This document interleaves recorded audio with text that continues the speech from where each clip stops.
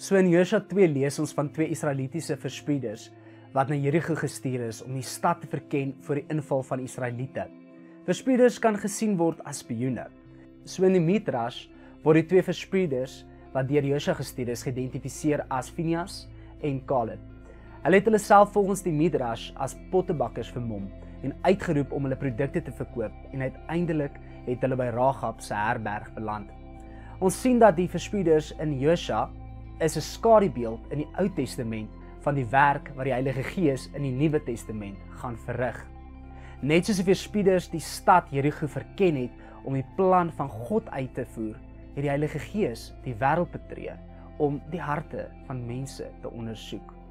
So die verspieders het Rahab oortuig van haar sonde en haar bewus gemaak van God en die weg tot redding. Dit verspeel die werk van die Heilige Gees wat mense lei tot bekering, hulle in 'n verhouding met God bring en in sy familie opneem. Soos Jesus dit in Johannes 16 vers 8 sê, en wanneer hy kom, sal hy die wêreld oortuig van sonde en van geregtigheid en van oordeel. So, net soos die verspieders in Josua vir Rahab 'n kanaal van redding geword het, is die Heilige Gees vir ons die persoon wat ons na Christus toe lei.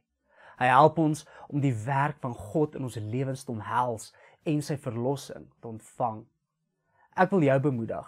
Vertrou op die leiding van die Heilige Gees, net soos Rahab die verspieders se leiding vertrou het, om die redding van Rahab en haar familie te verseker.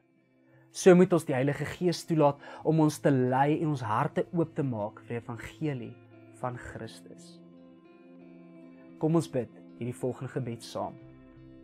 Vader, dankie vir die Heilige Gees wat die wêreld oortuig van die waarheid van die evangelie van Jesus Christus.